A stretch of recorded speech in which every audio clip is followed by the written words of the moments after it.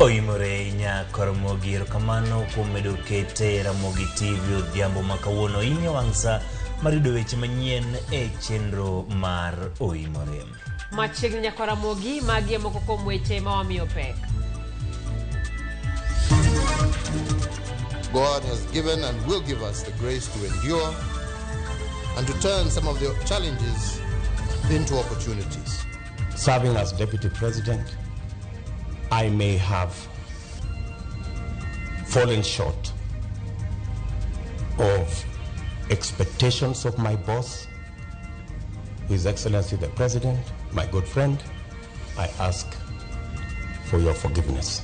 Jotelo mopogore opogore ne otiyo gi nyasi mar lamo ne Kenya e kware ng'uono kendo puodhore e nyim jo Kenya.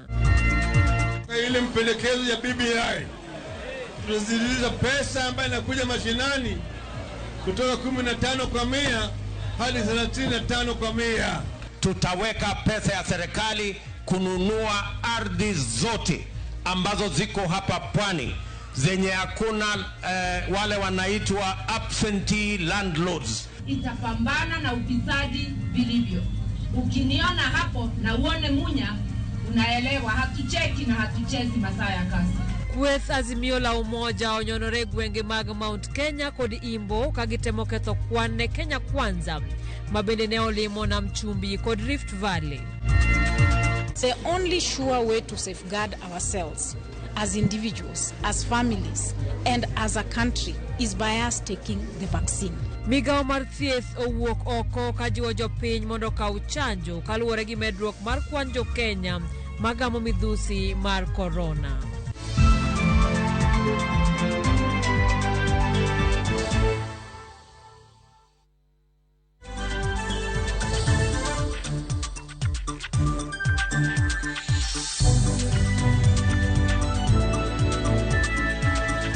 Machiegni nyinga Ochieng Emmanuel. Nyinga Simfrozo Kinda jaloko marwa Winnie Adoyo. Jotelo mapacho kane yudo thuolo mar podhruok kendo kware ng'uone lamo makende mane obagi ne Kenya. Lamo makamano matimore higa ka higa ne oyuore gi jodito ka otelnegi gi jatend piny Uhuru Kenyatta. Lydia Okeyo ne oyuore romono kendo losonwa report e yo machal kama. Sa adek okinyi, lamo mar 19 mibago higa ka higa no chakore kod wende mag pak.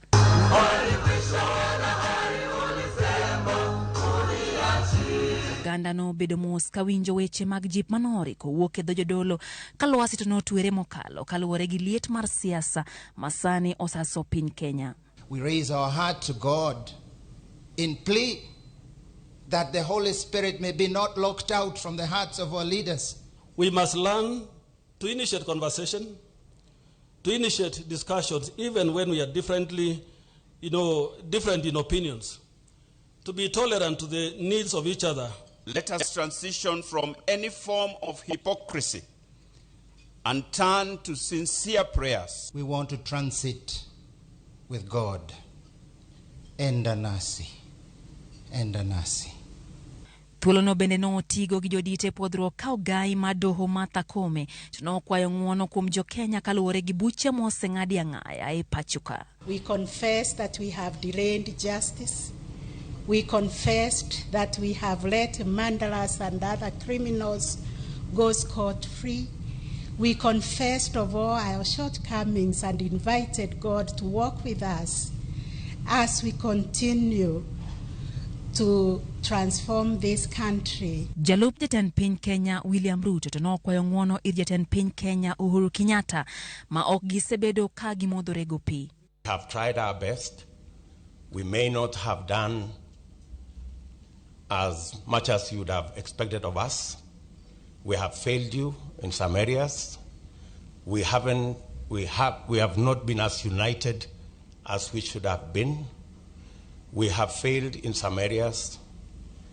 We ask, and specifically myself, I ask for your forgiveness. Mano keto mayot kwaruok ng'uono ka jotelo mopogore opogore ne oyawo chunygi kendo bolore ka kwayo ng'uono ne jogo magisechwanyorego ka bende ne gisingo nyayo kwe kinde makoro piny Kenya ochimo yiero maduong'. I want to take this opportunity to ask for forgiveness and if I also forgive those who have wronged me. How I pray that our prayers are matched by our actions. If we do that, we definitely will have peaceful elections, a peaceful transition, and a nation that stands together. Jatend piny Kenya Uhuru Kenyatta to neno kod wach mokalo kakoro ojiwo gana jo Kenya mondo onyakue ahinya to sinema koro piny Kenya ochomo yiero madwe maraboro. To wish each and every person who is vying the best of luck, knowing that there will only be one winner, as we have been told, and our prayer is that we shall accept and be able to move forward and live to fight another day. Oganda jo Kenya mano yuoro e lamono mano bagi mogike boten Jubilee no nyiso mor margi gi weche mano wachi e lamono kabende negi medo kwa jotelo mapachuka mondo tim campaigns magi e yor kwe. I can only request Kenyans to heed to what was said today, that elections are not the end. Wawuoguru oko walam Nyasaye nikech kaneno kendo kwang'yo kaka piny oti Nyasaye osekawo gini kendo oseketo e lwetwa. Telo ok en gima ochuno, ng'amoloyo botero mbele, ng'amolo be nyaka duog chien otig ng'amolocho. Nilifurahisha sana hasa wakati ambaye Deputy President William Ruto alipoweza kumuita Martha Karua, ni kama kwamba alikuwa shamkaribisha ofisini. Kwa hivyo mimi nishaamua Martha Karua ni Deputy President. En lamo mano pong gi chiwo ng'uono kendo timo ng'uono ka jotelo mopogore opogore mapachoka koro singo riwo wi oganda jo Kenya ahinya to sema koro piny Kenya ochimo yiero madwe maraboro. Wenge koro chimo jotelo ka bende gidhi timo kaka gisingo. Lydia Okeyo, Ramogi TV, Nairobi. Nyasi mar lamo ne Kenya ne otime yorno mane nyiso muolo e kind jo siasa kendo riwruok mar chung mag siasa ne okoneno e alamno. George Batimio wa picha mar kaka ne lamono ne otimore kendo weyo sigana e pacho ganda jo Kenya.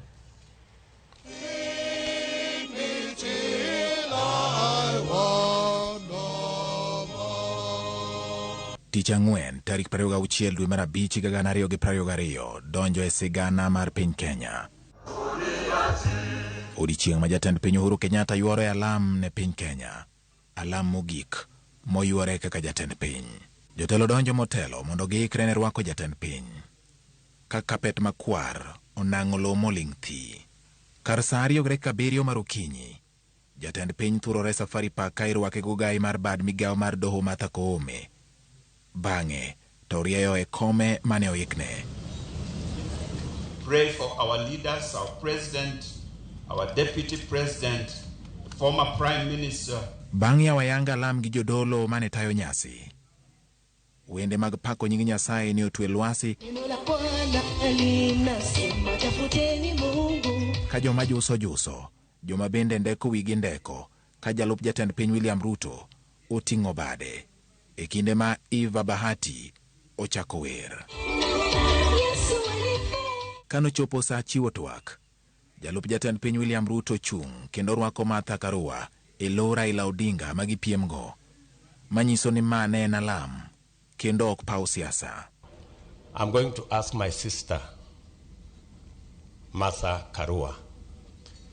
Allow me to break that protocol so that she can come and make some few remarks. To nikech neno odiochieng' mar lemo, jotelo ne ochako nyiso chia margi emako gi wich. Jalup jatend piny William Ruto chako. And the Bible says in Isaiah 1:18, we have fallen short. Martha Karua wacho ni en gi mako gi wich, kata kamano ok ober e wes ma owuokie. I just want to remember that somewhere in the Bible, I'm not good in quoting, so don't expect the verse. It is said, prayers without action. Ruto ne okwayo ne jatend piny Uhuru Kenyatta ngima maber e kinde makoro ikore mar dhi e rutaya bang' tieko tende tarik 9 dwe mar 8. As you head to retirement, it's my prayer that God will give you every aspiration of your heart. Bang'e ne ochopo thuolo mar jatend piny Uhuru Kenyatta. En ne oduoko erokamano kowacho ni orwako alam mar William Ruto. With the grace of God, I do hope the prayers of Mheshimiwa William Ruto come true. I'm really looking forward for a lot of peace and enjoyment in the years to come. So with God's grace, tutakuwa tunaonana huko mbele. Ma tieka yanga chendono kapok ji oke. Ka moko ne otieko ka kuodho wach, to moko bende mosore ranyisi mar osiep kod kwe. George Bati, Ramogi TV. Erokamano George Bati kuom lipodno. Ka wadhi nyime, ogai mar Azimio la Umoja One Kenya Raila Odinga koro singo bero osiepe kind piny Uganda gi Kenya mar neno ni chenro mag ohala obedo malong'o ne jodak ma Busia to ka otelo dwe mar aboro. Odinga ne owacho ni tego osiepe kind pinje ma Afrika ma ugwe bende biro chuogo thuolo mar tije ne rowere. Kaka jafumbo marwa Eric Owenga lero, kweth mar Azimio bende oseo riwruok mar Kenya Kwanza motelo gi jalup jatend piny Kenya William Ruto kuom koso chia mar tayo Kenya. Odiochieng' mare mar ariyo e yimbo mar Kenya, Odinga nogo tach e kaunti ma Busia mar Serombulu ne dwaro mare mar bedo jatend piny Kenya mar abich. Odinga nolimo Butula, Teso North, Nambale ae gikone to ne ochopo gi Lange Matayos mano e chuny boma ma Busia. Kaka okang' mar chugo thuolo mag tije ne rowere kendo bedo lwasi mar ohala, Odinga nowacho ni osechako goyo okang' mar tego osiep e kind pinje ma ogoyo tong' gi Kenya ahinya to Uganda. Tumeongea na Museveni. Nataka tufungue mpaka Kenya na Uganda. Tumarishe uhusiano wetu. Tunataka kujenga hapa Busia a special economic zone. Kalango Odinga to sechego nosiemo wang' jopiny mondo kwed mokalo riwruok mar Kenya Kwanza makoro sani temo muomo gwenge ma imbo mar Kenya. Ka gituo ni kweth makamano ni kod jotelo makinde duto onge kod paro maliw mar konyo Kenya. Nani anasaidia wa Kenya? Nani ameleta demokrasia? Nani ameleta multi-party? Nani ameleta devolution? Na mimi naona mlima, naona pwani, naona Nairobi, naona magharibi, naona Nyanza, Ukambani, Northeastern, zote ziko nyuma ya baba. Wale walienda kule upande mwingine ni watu wanafanya biashara na nyinyi. Wameambiwa hawawezi kupata chochote wasipopeana 70 kwa 100. Ndio wapatiwe 30 kwa 100. Sisi Mheshimiwa Raila tayari ametupatia bwana Oparanya, ametupatia Marende. Odinga geto mbulu moheo milioni 2.5 mano e county sabich mag jodak ma Western kosingo ni telo mare biro kedo kod nengo ngima makoro tek tweta sani.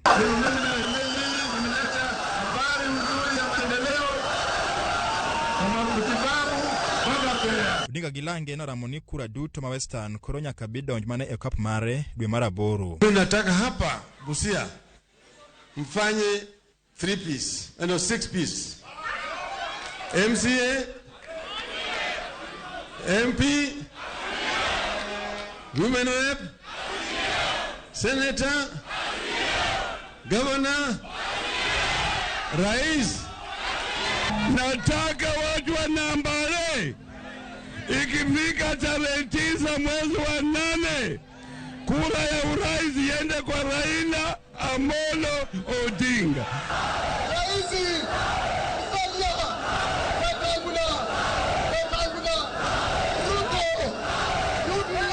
Ogai mar Azimio la Umoja Raila Amolo Odinga odiochieng' mare mar ariyo e ngima Western koro okonjo piny mondo oneni duond bura mar ODM oyudo sir mapek mokalo kendo jotelo duto oyier mana e bwo bura mar ODM. Odinga kiny nochim kaunti ma Trans Nzoia mar sero jopiny mondo ochung' kode yiero maduong' maboro. Eric Owenga, Ramogi TV, Matayos, Busia County. Pod wantie weche mag siasa kama jalup jatend Azimio la Umoja One Kenya Alliance mano Martha Karua kod Lange ne ochako odonjo kendo e gwenge ma Masawa ne kisera mar ombulu. Karua kopten gi jatend migawo mar pur Peter Munya ne osero ombulu Nyandarua kendo singo dongruok e sekta mar pur kod pith. Walter Nyambaga miyo walerno. Jalupo gai mar Azimio la Umoja One Kenya Alliance Martha Wangari Karua donje kar chungo dwe ma Naragwa e kaunti ma Nyandarua e chenro mar seto ombulu Masawa mar piny Kenya. kaunti ma Nyandarua mong'ere kod chenro mar pur pith kod ohala, Karua kod jatend migawo mar pur Peter Munya mane otene ne odhi nyime kod chiwo singo mar biro bero sekta no karanyisi mar chwalo mbolea ne jopiny e yo manyangafu. Tuko na mipango ya kuinua uchumi na kila kaunti hata Nyandarua itakuwa na a new product. Mpango unaitwa One County One Product. Tukiwa na mafactory mpya kwa kila kaunti, hawa vijana wetu watapata kazi. Wewe ndio tunaangalia kama jamii ya Mount Kenya, tukiwa zote katika idea hii utuongoze, na tunapenda baba, tunampenda, mwambie arudi tena. Kura ya baba ni kura ya mama. Tunaelewana? Tunaelewana? Na sisi tukiwa ndani ya maslahi yetu huwezi kuharibika kwa sababu tutakuwa tukichunga nini. Karua bende ne nyiero kweth siasa mar Kenya Kwanza kopimuni gionge kod lai mong'ith minyal pim kod chenro mar Azimio la Umoja man kod chenro mar siro sekta mar pur Nyandarua kod gwenge mamoko. Serikali ya Raila Amolo Odinga itapambana na ufisadi vilivyo. Ukiniona hapo na uone Munya, unaelewa hatucheki na hatuchezi masaa ya kazi. Hiyo ndio kazi tumepewa na baba Raila Amolo Odinga. Asa mtupigie kura tuweze kufanya hiyo kazi. Jotelo mamoko moriwo koda ka Francis Kimemia bende ne ochopo chung kod Martha Karua loso kod jopiny. Kenya mzima, wewe ndio tunaangalia kama jamii ya Mount Kenya, tukiwa zote katika idea hii utuongoze, na tunapenda baba, tunampenda, mwambie arudi tena, tukiendelea kufanya siasa yetu hapa, tukiendelea mbele. Kwa serikali itakuwa ya Azimio, na iko na mheshimiwa Martha Karua, iko na mheshimiwa Munya, ikiongozwa na mheshimiwa Raila Amolo Odinga. Nege jiwo jodak ma Masawa mar Kenya ni otiko mar Karua kod Odinga ema nyalo biro yombe yiero maduong'. Kwa hivyo tukae ndani ya serikali, tuchunge maslahi yetu katika serikali ya Raila Amolo Odinga. Sasa sisi watu wa mlima tutatengeneza historia kuwa na mama wa kwanza ambaye atakuwa naibu wa rais wa Kenya. Hiyo ni heshima kwa kina mama wote na watu wa mlima wote, si ndio? Nyandarua ni locked. Tutaenda kwa kila mlango, kila boma, tukitafuta kura ya baba na Martha. Ni kweli. Walter Nyambaga, Ramogi TV. Jalup jatend Kenya William Ruto ne pod onyonore gwenge mag Nam Chumbi kosero ombulu. Ruto kwa jodak makadho wad Nam Chumbi mondo biogo ombulu ne jochung' mag Kenya Kwanza kwa singo ber mogundho. Chris Owino nigi weche mathoth. Sarjevo e kar chung' od bura Manyali, kaunti ma Mombasa e gwenge makadho wadh Nam Chumbi. Jalup jatend piny William Ruto kod riwruok mar Kenya Kwanza ochopo e kisera mar ombulu motelo ne yiero ma tarik 8 dwe mar 9. Arambe! Mana kaka ndalo 2 mokalo, thor mar wach ne en duoko pacho chenro mag dhowath ma Mombasa kowuok e boma ma Nairobi kod Naivasha, poni riwruok mar Kenya Kwanza oloso piny owacho mabiro. Ile hujuma ililetwa Pwani, poti ya Pwani, operations zikapelekwa Nairobi na zikapelekwa Naivasha. Nchi ya Mombasa ama mji wa Mombasa na Pwani ikakaa kama mahame kwa sababu vijana zaidi ya 7,000 wamepoteza ajira. Mimi nawatangazia hapa ya kwamba tarehe 10 mwezi wa 8 tutarudisha operations za port zote kutoka Naivasha na Nairobi irudi Mombasa hapa. Tumewekeana sahihi na William Ruto kwamba yale mashamba ya mabwenyenye ambayo wameyanyakua serikali itayanunua, kila mwananchi apate cheti ya shamba. Ni kweli si kweli? Jalup jatend pinyo kwa jodak makadho wadh Nam Chumbi mondo biogo ombulu ne Kenya Kwanza ka osingo tieko midhiero mar lo mosebedo wich bar maduong' ne oganda modak e gwengego kuom thuolo malach. Vile tulifanya kule Rift Valley, tukaweka 1 million acre fund. Tutaweka pesa ya serikali kununua ardhi zote ambazo ziko hapa Pwani zenye hakuna wale wanaitwa absentee landlords na wale mabwenyenye wengine wenye ardhi, tukitumia compulsory acquisition ili tuondoe uskwota kabisa katika pwani hii, na wapwani wamiliki ardhi yao, tuwapimie na tuwapatie title deed, ndio tuondoe uskwota katika pwani na katika... Sisi kama viongozi wa pwani, mtutoe aibu ile ambayo iko hapa pwani, na tufanye kazi na William Ruto ili Mombasa yetu na pwani yetu iende mbele. Wapi mikono ya William Ruto hapa? Na pige kura kwa ushabiki ya mapenzi ya vyama. Pigeni kura kwa mabadiliko ambayo mnategemea katika vyama. Waomba munipe mimi fursa, nilinde wa maskini, nihifadhi watu dhaifu, nirudishe uchumi. Ruto bende osingo mar tieko chenro mar gero kar thedho mwandu moyiedhi madongo kundu kanyakla kod bero kuonde dak mongohore makadho wadh nam chumbi. Ile special economic zone ya Dongo Kundu ambayo tayari tulipata waegezaji, tutahakikisha ya kwamba kabla ya Disemba mwaka huu hiyo special economic zone ya Dongo Kundu imeanza kujengwa, ndio ilete ajira kwa vijana wa Mombasa na vijana wa pwani. Kweth mar Kenya Kwanza kor ochomo county ma Kilifi kod Lamu odiochieng' makiny e limbe margi mar ndalo 4. Chris Owino, Ramogi TV, Nairobi. Jokanyo manie kweth midendo ni Apex motelne kod seneta ma Kisumu Fred Outo wacho ni kiny gisida yanga jachung' madhi piem gavana Nyang' Nyong'o e laro kom gavana. Kweth ni motingo Jack Ranguma manen gavana machon, speaker machon Onyango Lo e kinde mamoko owacho ni nyasi gi makiny chakore Awasi nyaka City Square e chuny boma ma Kisumu kama gidhi sidho e jachung' margi. Ma biro ka gavana machon Ranguma nyocha oselando ni odhi laro komno gi otiko mar MDG.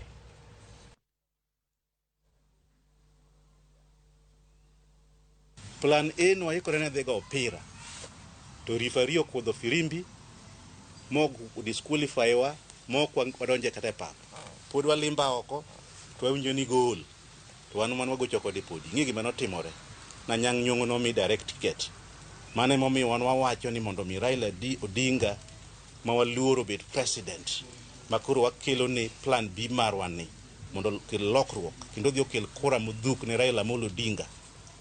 Wan wawacho ni kwasemiyo Raila Amolo Odinga kura to kune modongo koro wakawo ng'at miluongo ni dhano. Kwayo jo Kisumu ni Nyasaye osetelonwa kendo kiny wanakel candidate B mane wasingo negi makachakore sa 5 e wang'e wabiro chako wuodhwa kochaka Awasi watieko wuodhwa no ka koro wabiro oganda makwar Central City ma waluongo ni Central Square. Ogai mar bad migao mar doho Martha Koome osingo tiyo machiegni gi okinde mar neno ni giduoko chien dhungruok mar buche masani thoth e doho ma pachoka. Kane oloso gi jofwambo bang' romo kod jatend riwruok mar okinde LSK Eric Theuri, Koome bende nogolo siem ne okinde ni owere gi loso e yor mbui ewi buche ma pod dhi nyime, ka Koome wacho ni gibiro bago romo mar chiwo duoko makare e wach machalo kama. We are working together to see how we can reduce the backlog of cases which are endemic. We are working to see how we can improve our human resource capital so that we have sufficient personnel to address the backlog of cases. We've also had concerns about the respect that ought to be accorded to court proceedings, not because of the judges, but because of the integrity of the court. Lawyers who are appearing in matters argue before the court, then they take the arguments out there in the social media to disparage the judges and make all manner of allegations that are unfounded about the judges who are hearing a matter. Commissioner mar County ma Migori, Meru Mwangi, okoni ruodhi kod jotend gwenge mamoko mondo luyo ma jatend piny Uhuru Kenyatta osenyiso e yore goeko mag siasa ka otelo ne yiero maduong'. Meru mane rikuwe location Masuna Ruba kama ne ochope nyasi mar sidho ruoth manyien Charles Souma. Ne wacho ni piny owacho osenyiso giduto ni gilulai ma jatend piny Kenya luwo. E nyasi no bende jaod bura Masuna West Peter Masara omedo sero mbulu ne Raila Odinga ka bende odhi nyime gi goyo debe ne jochung' mag ODM. Jaod bura no Masuna West komachielo no kwayo oganda e kaunti ma Migori mondo mi ogo mbulu mane jogo mowal kod duond bura mar ODM e yiero maduong' mabiro.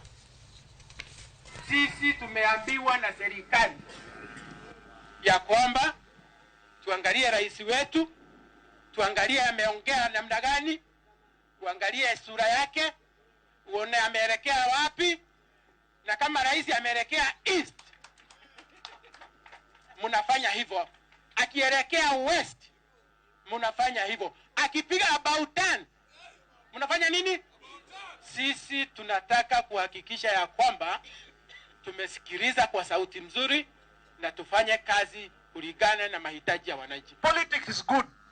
Politics can develop and it can destroy. Good politics develops. Bad politics destroys. So I'm encouraging our people to be peaceful. Let us campaign in a peaceful way. Hatuwezi pea Raila presidency, alafu chini hapa tunamkata miguu. There's no way. Kuna walimu hapa wako na walimu yao. Lakini wacha niwaulize, baba, wakati anataka kupeana pesa kule Nairobi, na pesa ya county imekuwa kidogo, mkimpea gavana mbaya mwenye hawezi kupea sikio yake asikie, atampea pesa kweli?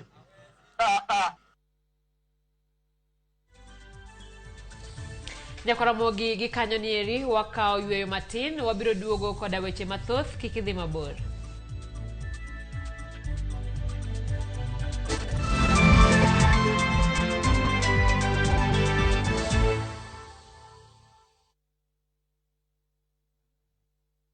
Collect fare kwa boda au matatu ukitumia ViewPay cashless na uqualify for bima ya 100,000 shillings pamoja na medical cover ya 20k na permanent disability cover ya 100k kwa 5 bob pekee. Dial *236# today to start using ViewPay cashless.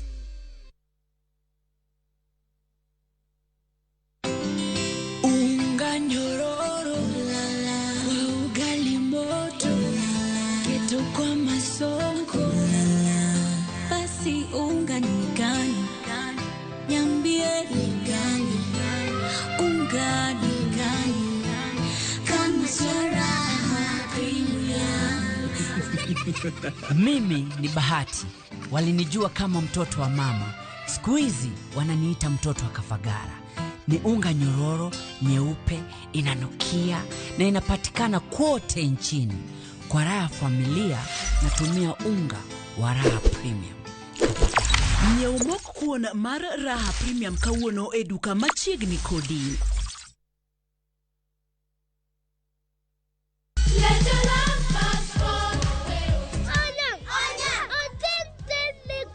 Ngeso ka ngeso wakelo ni gik mamit makelo mor.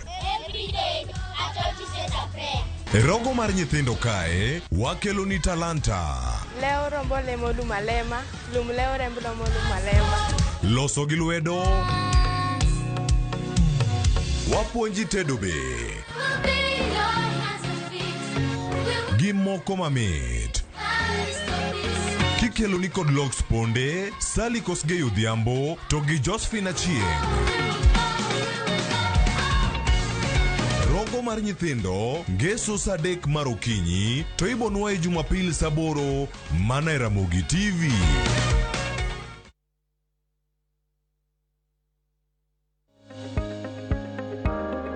Timo orako kinde ka kinde nyalo duoko piny gamo tuoche mag nyarogno. Bende onyalo duoko piny adundo mag wecho matek kendo konyo adundo mondo oti makare.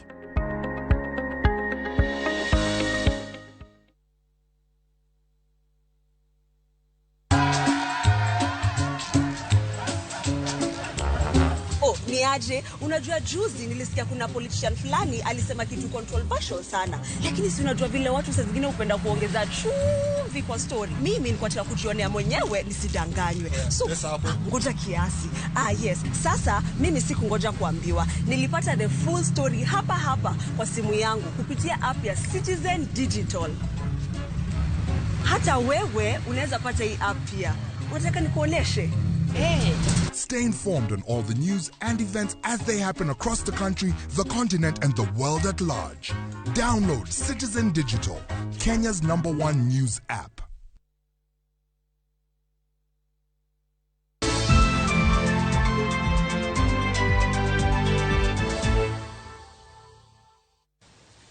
Machiegni nyakorom gajwang piny owacho koni ikruok ni kare mar bago nyasi mar madaraka tarik 1 dwe manyien. Jagoro mongirore e migao mar arita Karanja Kibicho ne otimo limbe e pap ma Uhuru Gardens mani Nairobi kama ibiro bagie romono. Kibicho wacho ni onge welo ma ogwel kuok e pinje ma oko kendo mana jo Kenya ema biro yuore nyasi no. Kibicho wacho ni kwan jo Kenya ma ok tin ne 30,000 igeno e nyasi no ma dhi timore juma manyien. We've been here today basically to just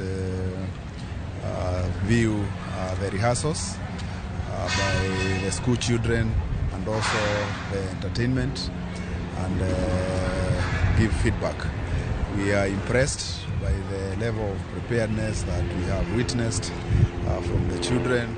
What is remaining is those things that you do on the final days, like setting up the seats, setting up the flowers, and just sprucing this place to ensure that it is fit for purpose. We're expecting to host about 30,000 people. There is no invitation. It's an open invite for the public. Kwan mar joma gawo midhusi mar corona medore kendo migawo mathieth jiwo oganda mondo kaw chanjo mar kedo kod midhusi no. Ji 63 oyud kod midhusi no e seche 24 mokalo e kwan mar ji moheo 2,000 mane opim. Moheo chanjo milion 18 osechiw. Jagoro mongirore migawo mar thieth Dr. Susan Mochache okoni kwan ji miyudo kod coronavirus nyalo medo idho ahinya to e kind dwe mar 5 kod mano mar 7. Mochache wacho ni okumba mantie en mana chanjo miyo jiwo oganda mondo wuog oko kendo kaw chanjo ma midhusi mar corona. And the rainy season of the month of May, June, July, we would expect an increase in the number of COVID cases because we cannot let down our guard as far as COVID-19 is concerned, because we have seen some countries making serious backtracks and leading up to even, going back to restrictions. The only sure way to safeguard ourselves as individuals, as families, and as a country is by us taking the vaccine. Migao mar thieth okoni giseketo ikruok makare kedo kod midhusi mar monkeypox poni omonjo oganda e pacho kam. Ma biro mana bang' ndalo machuok bang' riwruok mar thieth e piny mangima mano WHO lando ayanga ni midhusi mar monkeypox osemonjo pinje maromo 12 e piny mangima. Ripota marwa Judith Omondi kod mathoth. Midhusi makelo kuot mar del mong'ere ni monkeypox mane riwruok mar thieth e piny mangima WHO yango ni oselandore e pinje maoko ma kwan gi ok tin ne 12. Jagoro mongirore migawo mar thieth Susan Mochache oyango ranyisi mag tuoni manyiso ni onyalo bedo tuo makoch. It is true that there is an outbreak of monkeypox. It has shown itself in Europe and in the US, and that is why it is now being called out by the WHO. But monkeypox is a disease that has been there, particularly in certain parts of Africa, where people, for example, eat a lot of wild animals. Mochache okoni tuoni kata bedi ni poko yange pacho kae, piny owacho kokalo kuom migawo mar thieth oseketo okenge makare koriwo koda karango malong'o chal mar jogo mawuok e pinje maoko mondo kik giland tuono e pacho ka. This territory, the neighboring countries, no monkeypox. But we have heightened our surveillance. We are watching. And just for the population to know that the monkeypox manifests itself as a rash, so you will have a rash, and then the next thing you'll have are things like pimples, fairly big ones. They will not itch, but they are painful.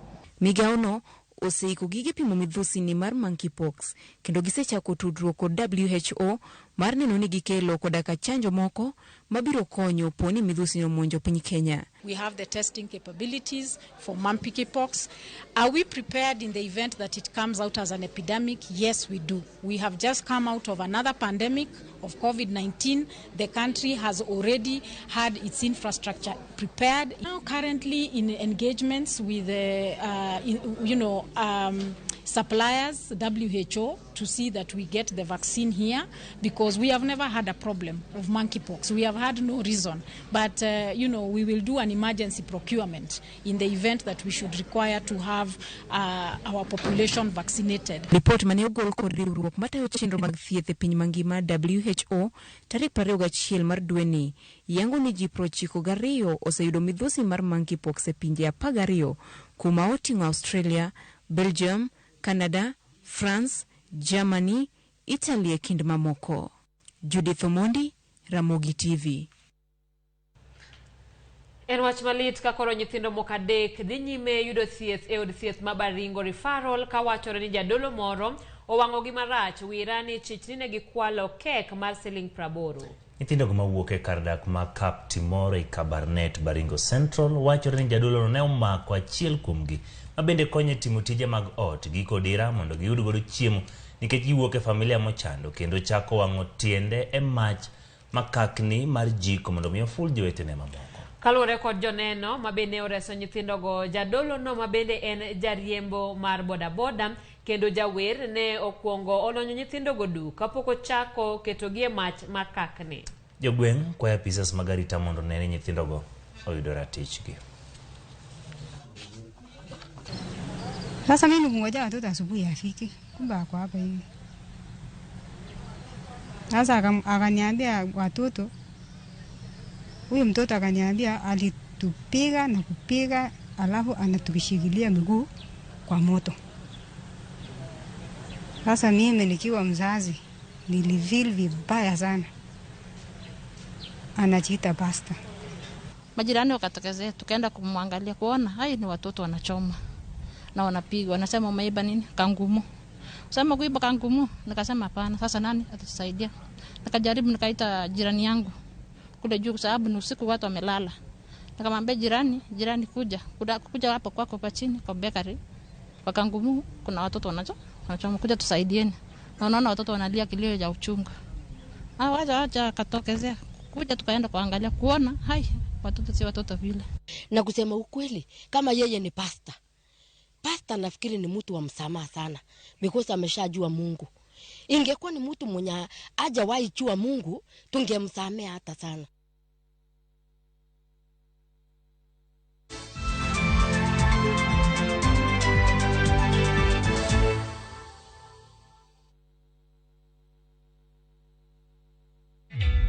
Introducing a new way to earn cash every time you buy airtime. Simply dial *487*2#. Buy airtime, pay for electricity or water bills for you or someone else, and get paid papo hapo.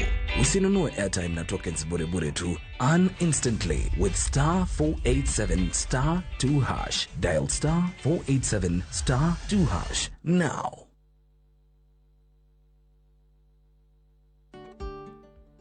Beng'eyo ni janyiewo nigi ratiro mar duoko mwandu ne jauso mondo losi kaponi mwandu no nigi kasoro ma en owuon emokelo.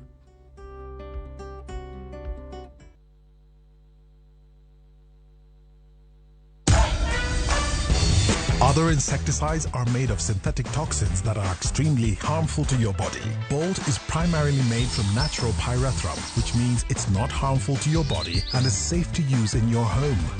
Bolt, safe for you, deadly on doo-doos.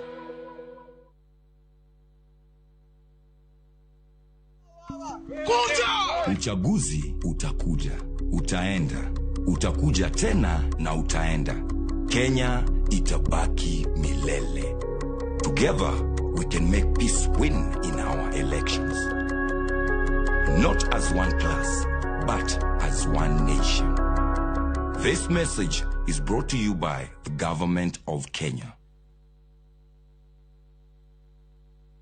Making and receiving payments has never been this easy. Introducing ViewPay Cashless. Unaweza collect fare bila hassle ukitumia ViewPay cashless till number or taking a boda. ViewPay cashless itakusort. Tembelea ViewPay cashless agent karibu nawe to withdraw. Dial *236# today to start using ViewPay cashless.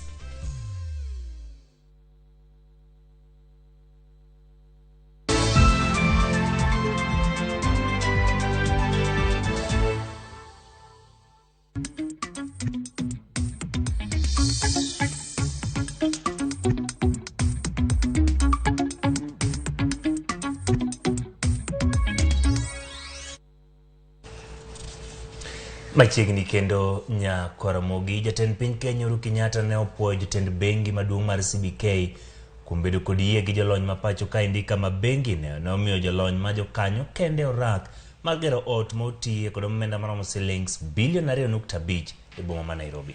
Uhuru manen wendo maduong' e nyasi mar yawo CBK Pension Towers ma oger kod omenda mag jok mane tiyo ne CBK masani osedhi yweyo bende ne opako dongruok ma oseneno ka iketo mwandu kod omenda jok ma osedhi yweyo bang' tich kata pension masani ni kod mwandu maromo shilling trillion 1.4.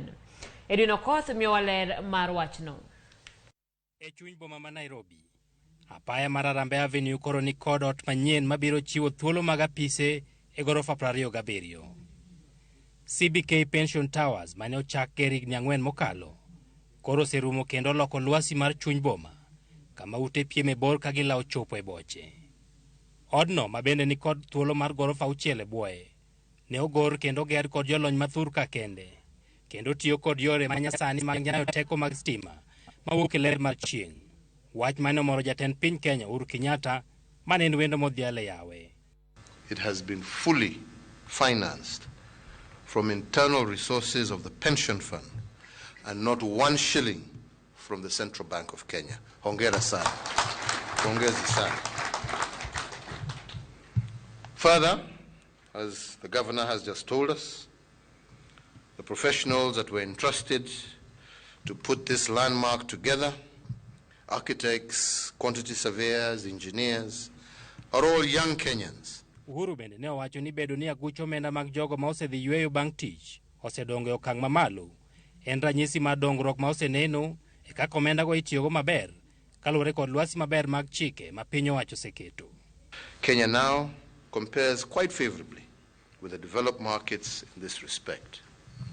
Since the enactment of the Retirement Benefits Act in 1997 and the subsequent establishment of the Retirement Benefits Authority in the year 2000, pension assets have grown from Kenya shillings 40 billion in 2000 to Kenya shillings 1.4 trillion as at June 2021.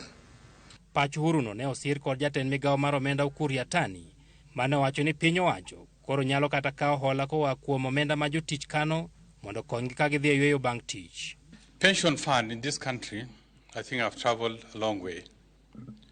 And we've reached that time that yes, it can provide alternative funding for public ventures. And we see a success story in this.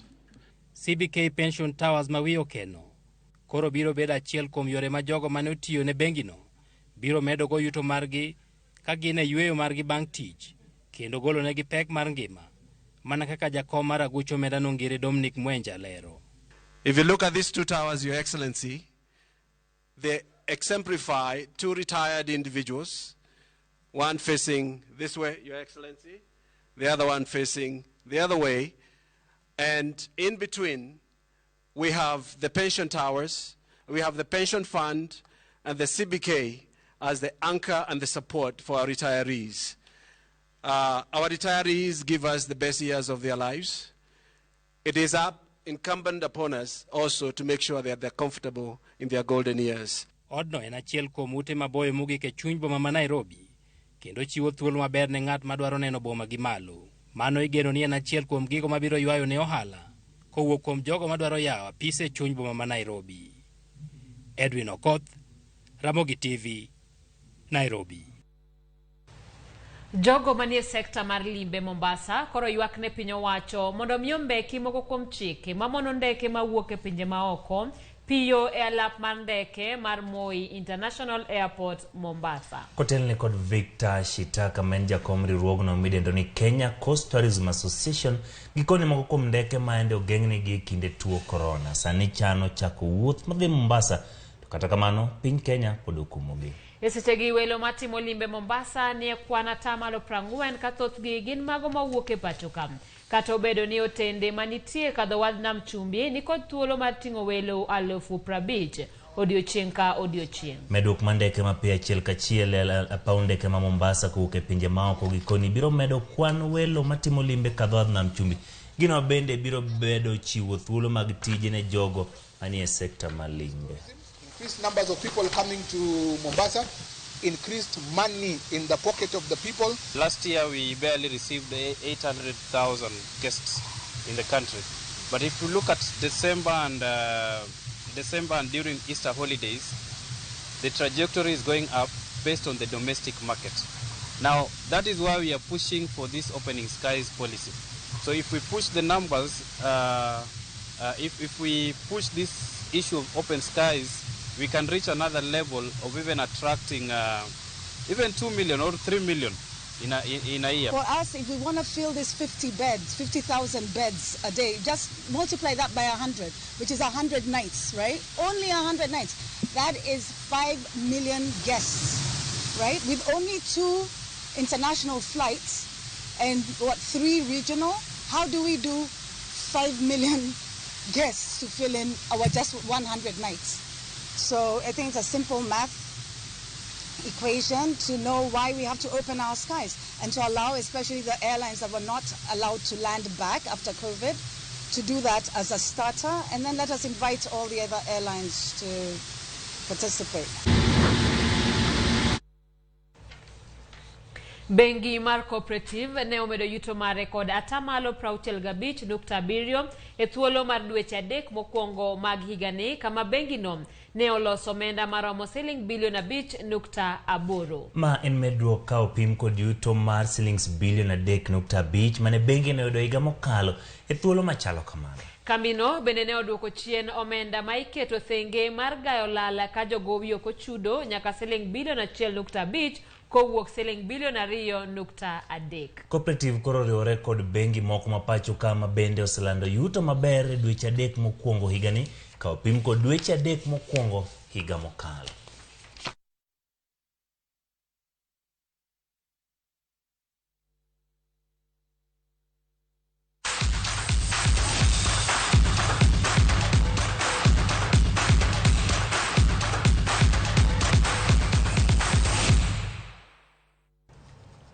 Machiegni mesawa mar weche tuke. Okombe mar piny mangima ma ilaro e tuk adhula omolo e piny Kenya.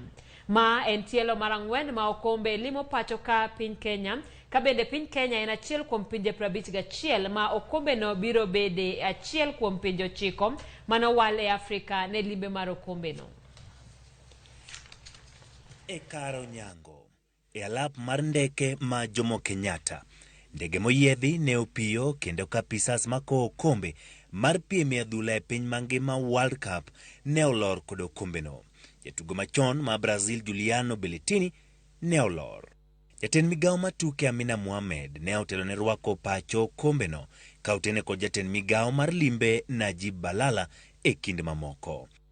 Bang' molo alap ma JKIA ne ochwale achiel kachiel nyaka kare jot ma jatend piny Kenya, kama jatend piny Uhuru Kenyatta ne orwake ka otene kod jotend migepe, johera mag adhula, timbe to kod jotugo machon mane osetugo ne tim mar Harambee Stars. Thuolo mar yango kombe no betie kata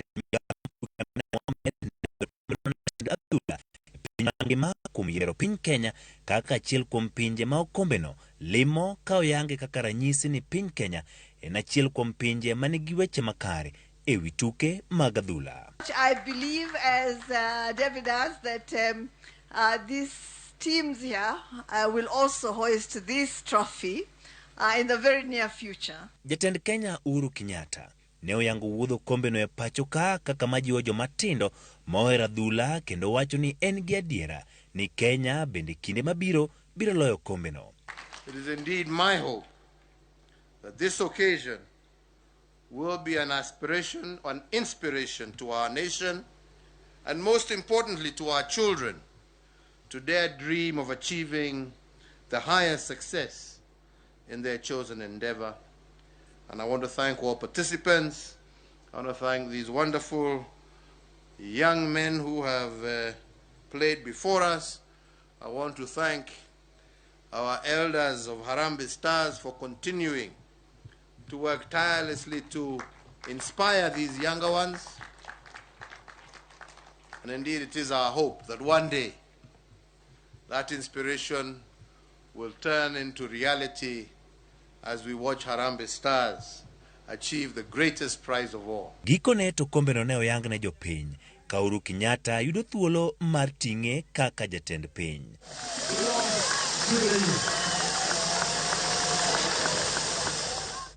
Uganda jo Kenya biro bedo gi thuolo mar neno kombe no odiochieng' makiny e kar romo mar KICC.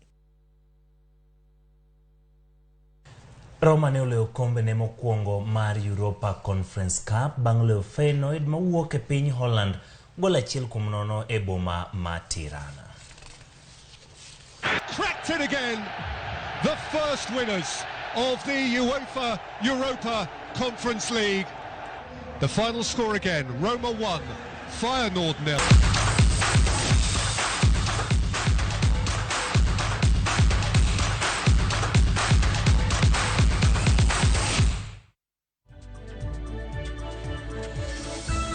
Ramogi gi kanyo ema kelo e giko mar chenro mar Oimore. Erokamano kuom budho kodwa chenro ni. Ne jogo duto mabende ne obedo kata ne otimo duto madwarore mondo mi ochop chenro ni kare. Waduoko erokamano ne Director Bob Wafula kaachiel koda Ken Buga mano jang'ad weche, jakamera kotelnegi kod Asuza gi jogo duto. Kao kamano nyinga Simfros Okinda unind maber. Nyinga Ochieng' Emmanuel jaloko marwa ne en Winnie Adoyo. Obed gi otieno mokwe.